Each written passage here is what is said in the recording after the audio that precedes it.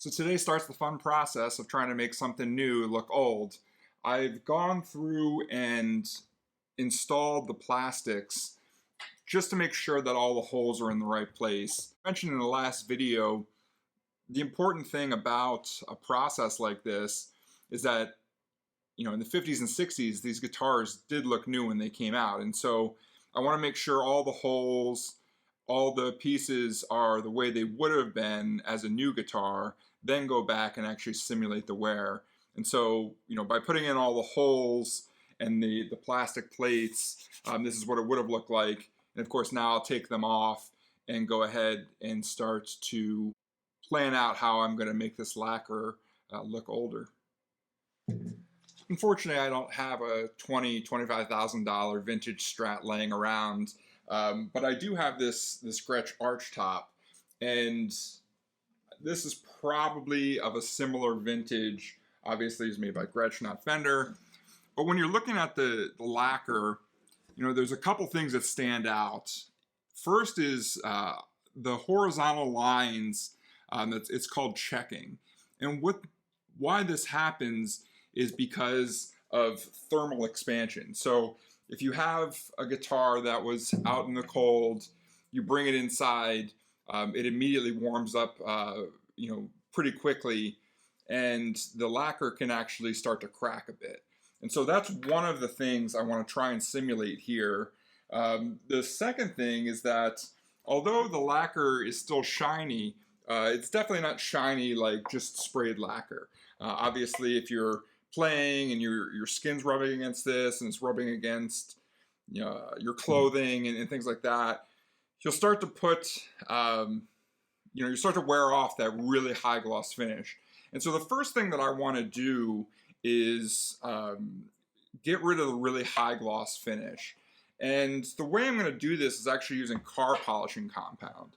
So in previous videos, you may have seen when I try and finish the lacquer process, we'll go over with wet sanding and then put various grades of car compound on it to make it shinier and shinier.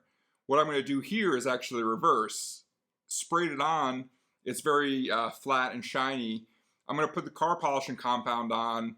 I think it's probably somewhere between 1,000 and maybe 1,500 grit effectively. And then by doing that, it would actually take the gloss off of this and make it look a bit more matte.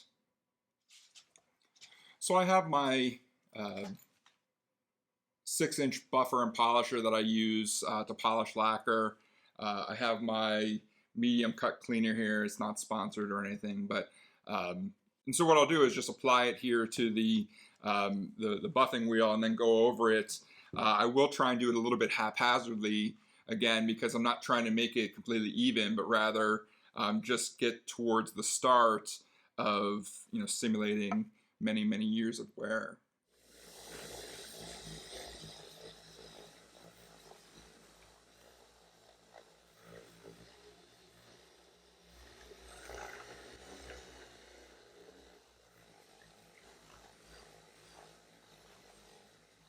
So with just a minute of buffing, you can start to see the lacquer is a bit more matte than it was. You know, I did the front side just to compare, and so against the light here, you can see, you know, there's still a little bit of compound on it too, but it's a lot less shiny than it is, you know, on this side.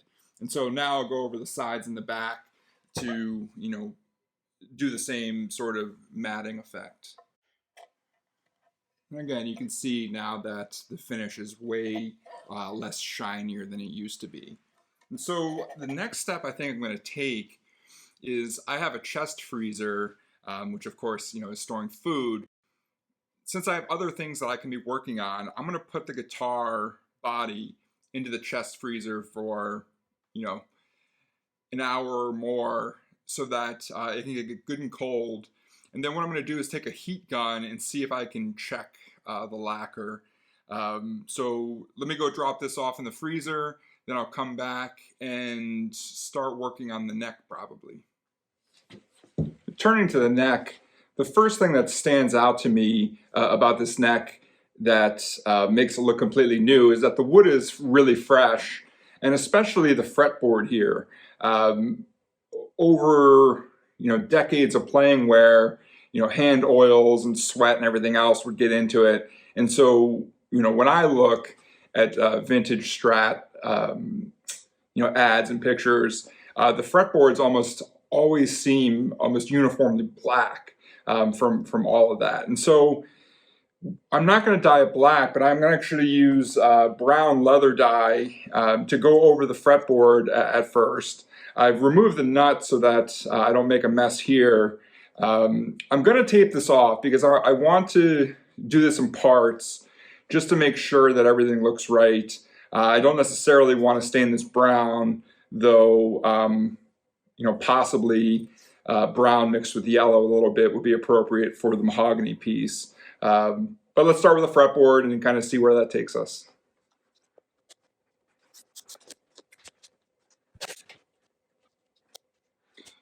Okay, with the fretboard taped off, I'll take a little bit of this light brown A dye. This one is light brown B, so we'll see what those colors are like, but I'm just going to take a shop towel and apply the dye, let it sit for some amount of time, and then wipe off any excess.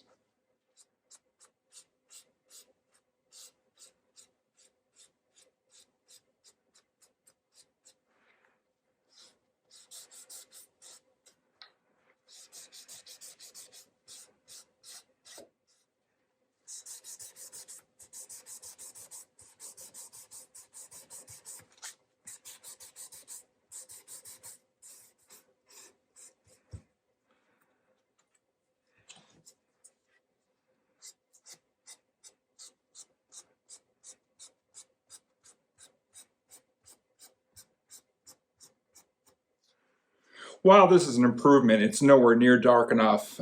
So what I'm going to do now is close up the version A of the light brown and then try version B, see what that looks like. And if that's not enough, maybe I will go directly to black and just lightly add in some of the black dye.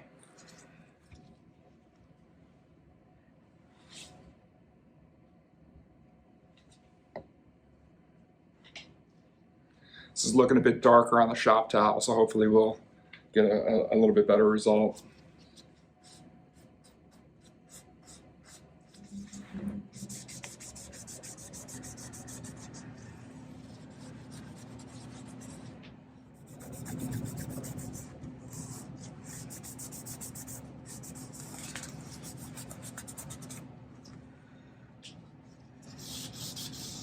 That's looking a little bit better.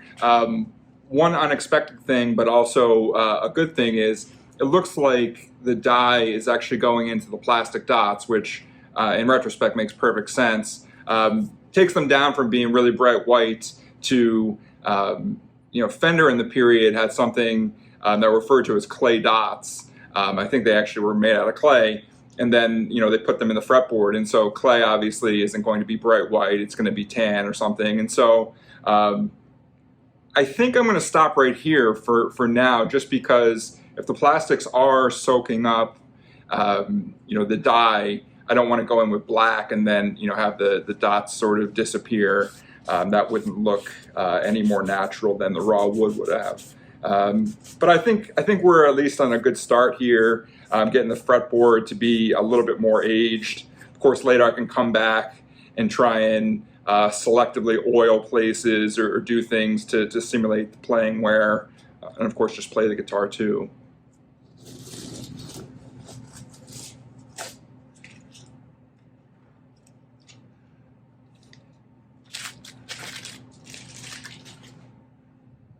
Yeah, it definitely makes a big difference. It really kind of changes the whole vibe of the neck.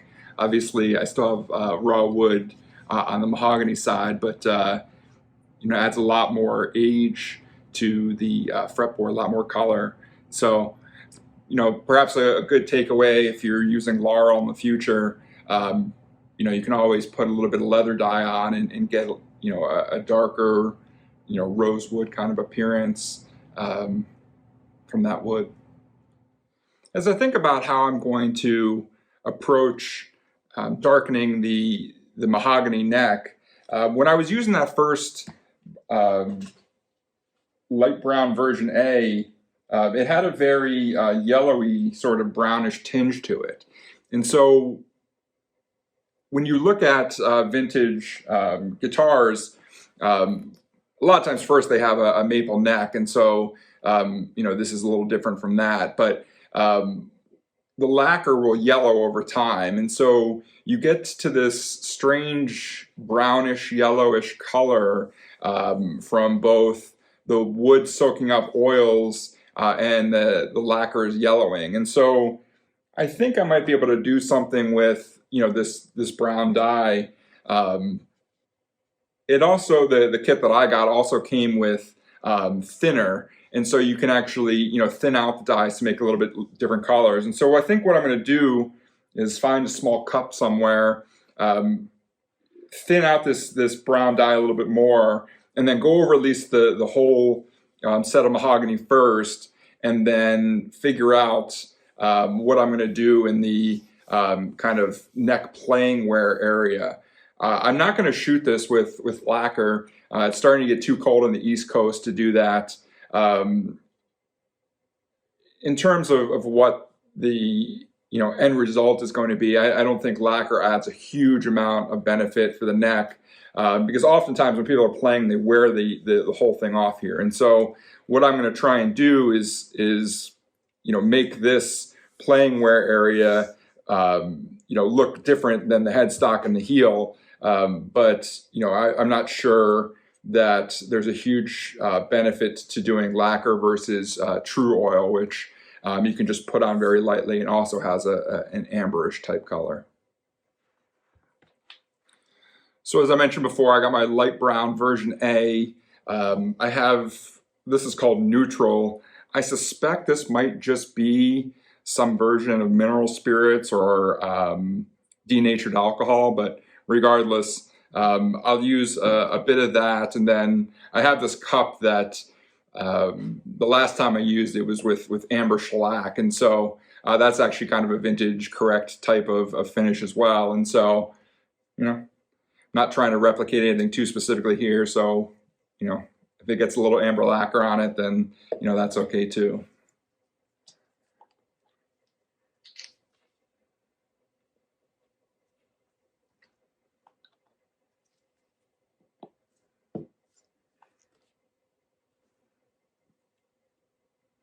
You can see right off the bat here, it's quite dark brown, and so by putting in a bunch of neutral, hopefully that'll lighten it up.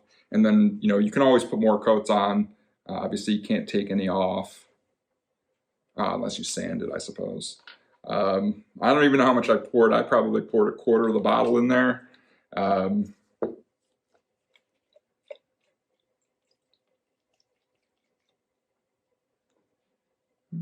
Still looking ambery, but that's part of the fun, seeing what happens.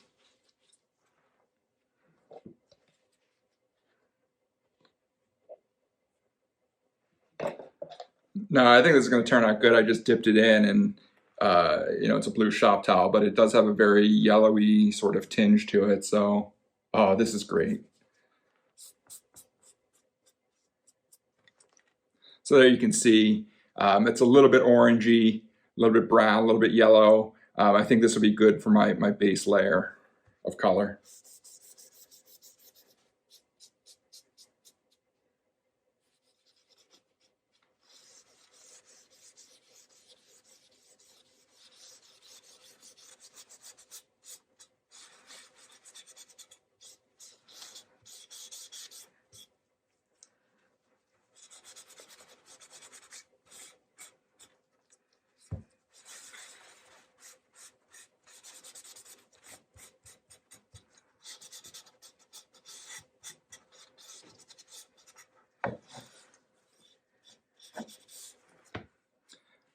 Yeah, I don't mind that at all. Again, as I mentioned, necks of that period would have been maple, and so it's a little bit different. But we took the raw pinkish hue out and have replaced it with kind of this brownish yellow. And so as a base coat, I think that's great. And then when I go back over here and try and figure out how I'm going to simulate the playing wear a little bit more. These areas are often much dirtier, much shinier, and almost have a gray tinge to it. And so maybe what I'll do is maybe use some black, try and make some gray with the neutral. But yeah, I'm really happy with kind of how this is turning out, to really kind of knock that new edge off the guitar neck. The leather dyes had about an hour to dry, and so I'm pretty happy with the color. So I'm going to add a coat or two of Tru-Oil to start to put a little bit of gloss onto this.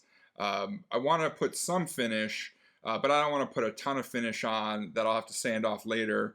Another great thing about Tru-Oil is that it's already amber colored, and so when I wipe this on, it is going to give, not the appearance of actual aged lacquer, but it is going to add that amber color. And the key with any wiping varnish like Tru-Oil is to go on, put on light coats, almost looking dry. You can even go back and wipe off the excess when you're done. But if the more thin coats you put on, the better the results will be, as opposed to putting it on really, really thick and then sanding it or buffing it off.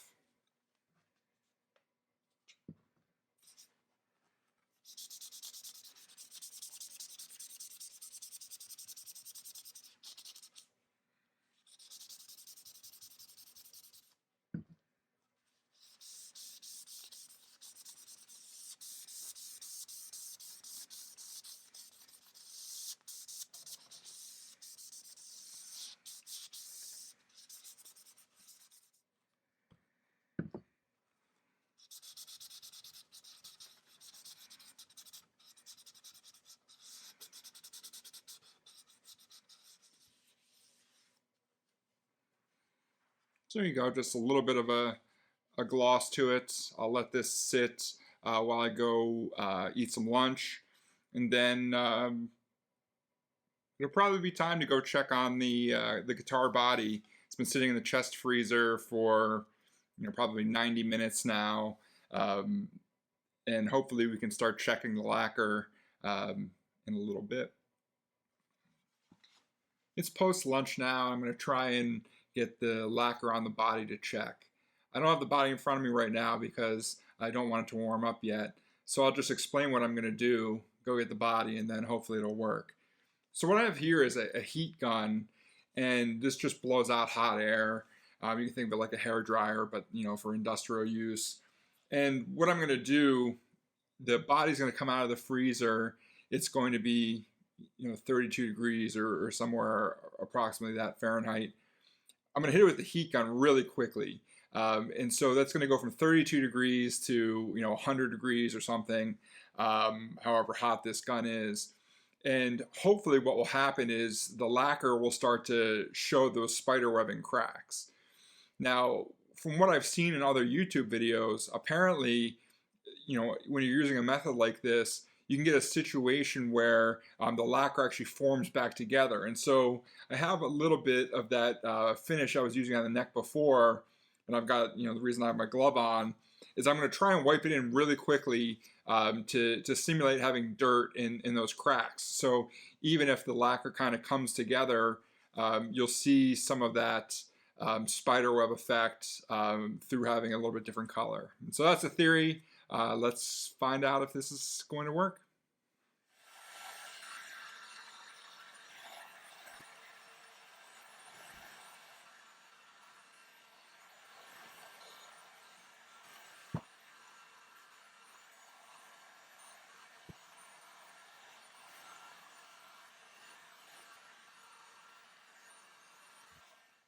As it turned out, that didn't work in the slightest. So the body was good and cold when it came out of the freezer. I just hit it with the heat gun on high, and literally, seeing no evidence that anything was done to this guitar. And so I think the next step, I saw a video recently with Crowe from Crimson Guitars where he took a scalpel and actually hand scraped in all of the checks. He did it quite deeply. I'm gonna have to think about it, but I might myself take a razor blade and actually start going through it. And again, luckily I have that Gretsch arch top. I can sort of look at the pattern and kind of get a you know, a reference point to work from. But yeah, it's pretty amazing that this guitar didn't have any finish checking whatsoever. I guess that is somewhat of a, you know, testament to, you know, improving the chemical designs over time, but unfortunately it didn't quite help out for what I'm trying to do. So as I said, I have this vintage arch top that I can use as a pattern, and I think, you know, the first thing that I noticed from all this is all the lines, you know, are going in they're mostly parallel. I mean, they're not perfect, but there has to be hundreds of lines that are going across the back and the front. And then there's occasionally kind of ones that are going across the grain as well. And so I got a regular, you know, razor blade that you put in a utility knife. I can start going through and kind of adding these sorts of lines into this guitar, and then we'll see where that takes us. And looking at the result at the end of the process, I went a little bit too parallel on my lines here. You know, it works out okay, but there's a couple areas where the lines are almost parallel to one another, or they're diagonal in a way that your body might not actually play. And so for a first try, you know, I think I did pretty well. So there you go. I went at it with the razor blade, tried to do things that were vaguely straight, but at the same time, you know, a little bit of wavy pattern. Of course, right now, it doesn't look aged, it looks scratched, and that's because, you know, there's lacquer chips everywhere. And so now is when I'm going to go back and actually do the part about rubbing in the little bit of a darker stain to you know, make those cracks a little less obvious. I also am going to have another opportunity because I need to do the forearm wear here, the picking wear, go back and actually get you know, the edge chipping that happens. Of course, you know, when you plug in the guitar into the jack here, you often scrape it, and so there's a lot more opportunities to make this look more realistic. But for right now, this is where we are. So wiping in some of that stain, and it looks like a little bit of shellac did dissolve into it. You know, it looks a bit grimy now. What I think is actually going to be a good move will also to be go back over it with the automotive compound that I have. Again, really to go through and try and smooth these things out. You know, when lacquer checks, it doesn't leave, you know, a scratch mark like we have going here. And then, of course, over time, as you play and you wear off the lacquer, it starts to chip off. You know, it doesn't have these sort of exact patterns. And so I think if I go over this with automotive compound again, it will smooth out some of the chips. It will definitely leave some of the scratches behind. And then as I go through and start to scrape off, you know, some of the finish at the edges, you know, hopefully it'll start to really resemble, you know, a worn out guitar.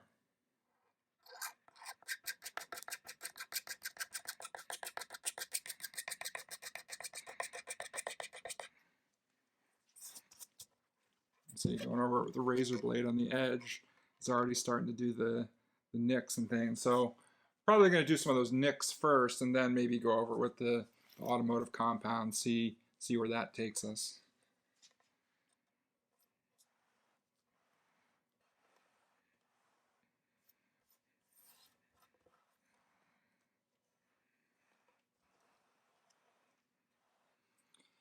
This whole playing area is actually worn to bare wood on John Frusciante's Strat, and so I'm going to try that here again using the razor blade. I don't want to do a ton of sanding since all of this should be wear due to just kind of rubbing the finish off. And so I don't want to do too much sanding, at least right now. And if I do, then I'll use really high grit sandpaper.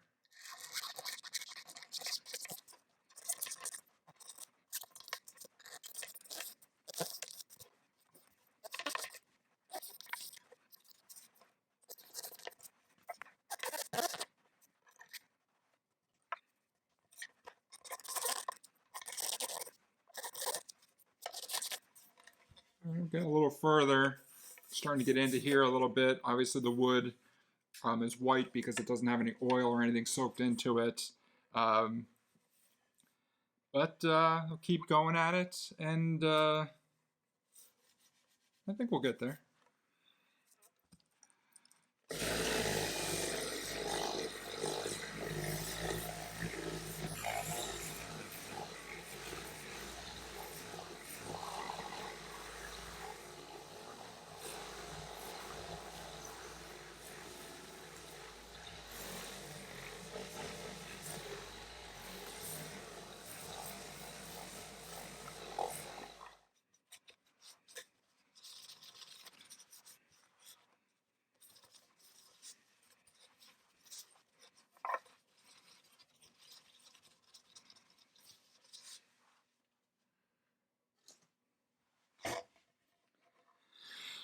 It's not too bad for right now.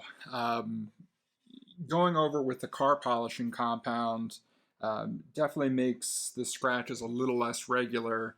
They're still a little bit more regular for my taste. Some of them actually buff out a little bit, which is good. And again, I want to keep working this area here to do the forearm cut, and then, excuse me, do the picking area and then the forearm cut. But what I am really liking is the kind of transition you get here. The razor blade is scraping off just very lightly the lacquer, and when I sprayed this, you have black, red, and amber, and so you're starting to get a little bit of that transition here. Got acetone melts lacquer, so I'm going to try that here in the forearm cutaway area and see if I can just rub away almost to melt the colors as opposed to make them bare wood. You see a lot of Fender Custom Shop relics that kind of have that pattern too. So let's try and recreate that.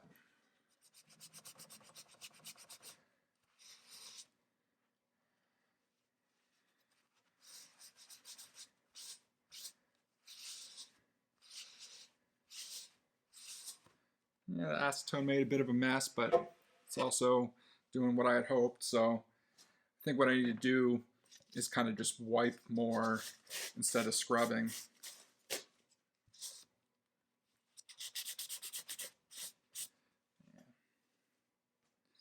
Yeah, the towels are disintegrating into the finish, but you can see now we're starting to get a little bit of an arm wear bevel here as well. And so I'll clean that up with the razor blade, and then start to do the sides and see what the back should have.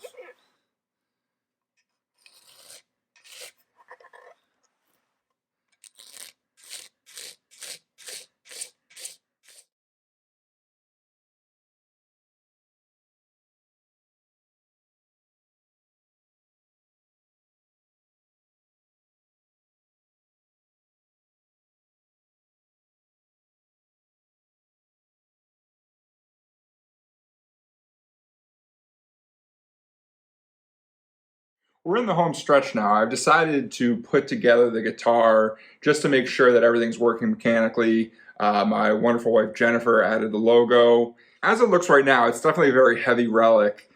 I want to still make the metal and plastics a little bit more aged, and I also need to work on the back of the neck.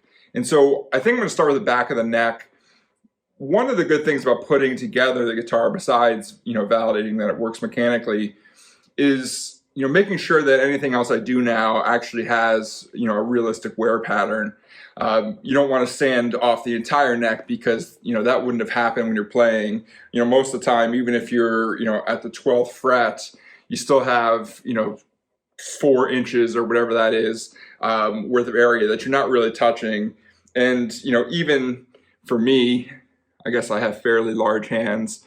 Getting to the 22nd fret here, I'm still not touching. You can't really see it, but not touching this part here. And so as I go in and actually sand this back and try and discolor the back of the neck, having it attached here helps me out just a little bit. So I think what I'm going to do is just use some probably 320 grit sandpaper and start sanding this area out a little bit.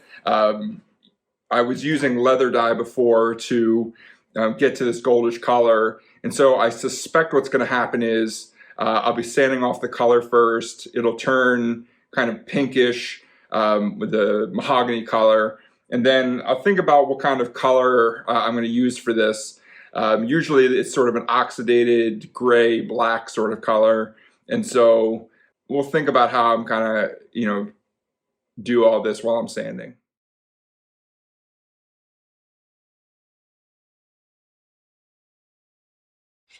The whole sanding piece probably took no more than a minute. When I was using this sanding block, this is actually 220 grit, the equivalent at least with these open pore sanding sponges, and then I went back with a 320 disc to just really smooth it out some more.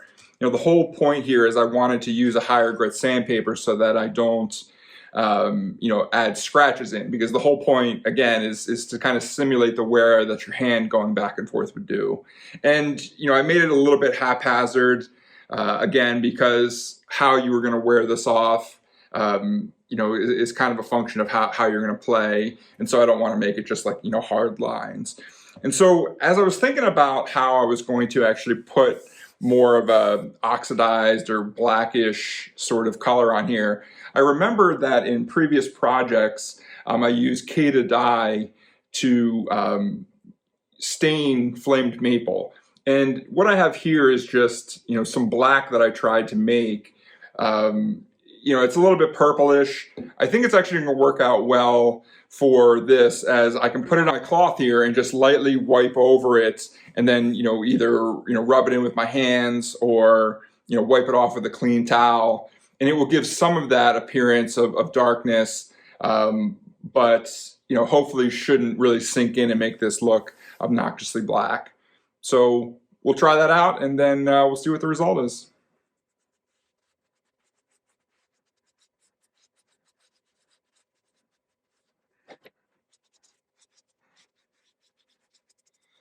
So they got real black in a hurry. I definitely want to sand that back a little bit. That's, I think, too dark. I also think the sandpaper will also help, make sure there isn't kind of this hard transition, but rather, kind of feather in the edges. You can see when I wiped it with a dry towel, it's actually wiping some of the black off. So maybe I'll do that first, just to kind of make sure any excess is off before I start sanding. And what I'm learning as part of this process is that, a lot of times you just have to try things, try and use logic to sort of figure out how things might work. It's just one big problem solving project to go through it. And so, yeah, as I'm sanding this off, it's actually turning it grayish. It's still a little too gray, but, it's not black like it was. It's all right. I think, the other thing that's missing should be maybe a little bit shinier. I'm not going to use my hand oil, but what I can do, I use mineral oil when I make cutting boards. Maybe I can rub this in a little bit and see what I get.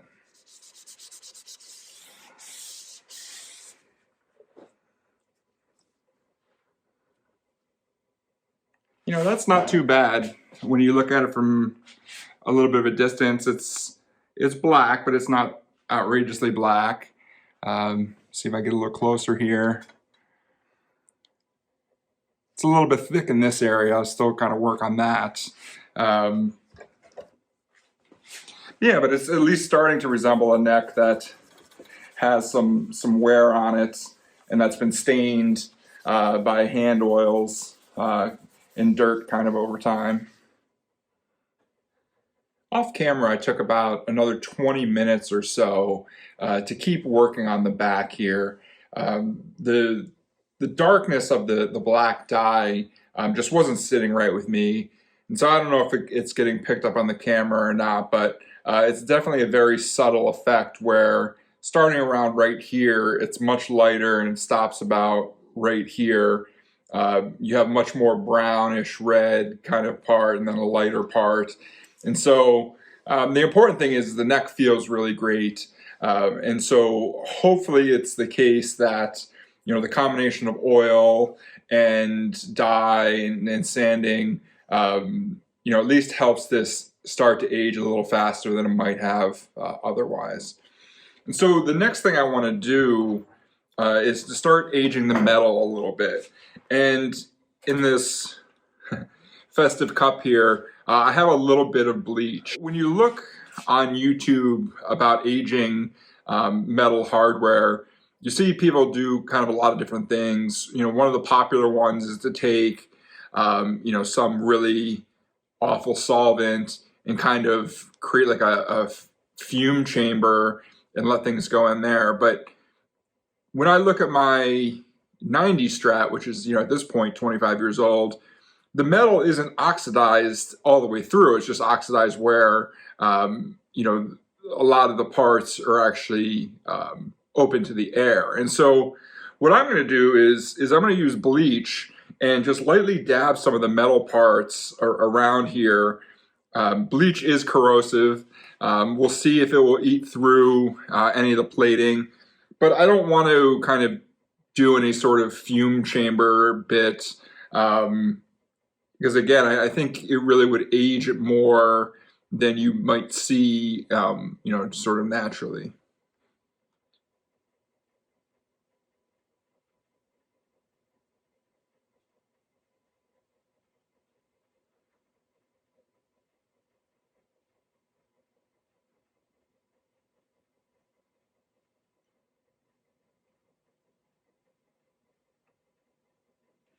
For the tuners, I'm only really going to be touching the screws. Obviously, you tune a guitar and then you just sort of leave it for a long time. On my Strat, there's almost no wear on the tuners. It's just the screws themselves are a bit rusty. And so I'm kind of emulate that as well.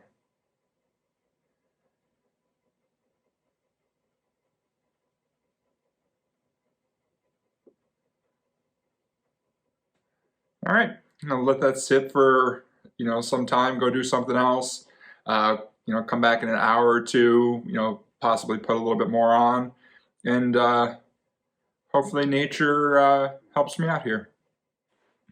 The bleach has had a little bit of time to work, and you can definitely start to see, especially in the grooves, that some rust is forming. And so it's subtle, but I think in this case I want to err on the side of kind of lighter wear, and you know, maybe I'll do another, you know, application or two of bleach to get it going. And so the last thing I want to do is really kind of age the plastics. I've just been playing this guitar and it's already started to get some wear patterns. Of course, I've been playing a little bit more aggressively than you might otherwise do, but you know, we have some actual real playing wear here, you know, some pick marks and things. And so I think the only thing that's really standing out to me is that the volume knobs, volume and tone knobs, you know, are pretty clean. And I think this is one of those cases where we can just use a little bit of kind of workshop debris and maybe, you know, get a little bit closer. And so, you know, I've got my trusty plane here. If you saw my other video where I restored this, you know, this has got all sorts of who knows what type of dust, and so, you know, get a little bit of dust here in the cracks, and just, you know, not being too particular, you know, just to give them a little bit of that, whatever that funk is you know, that gets into the little creases of the knobs. But otherwise, you know, I think that's pretty much it for this video. Obviously, I need to go back, you know, set the guitar up and do all those other things. In the next video, I'll show what the final result of this whole project was. I'll grade myself on how well I think I did. And then, of course, the most important part is actually play the guitar and just see how it sounds. So thanks for sticking with me on this whole thing. I think we have a piece of functional art at this point, and look forward to seeing you in the next video. Thanks for watching.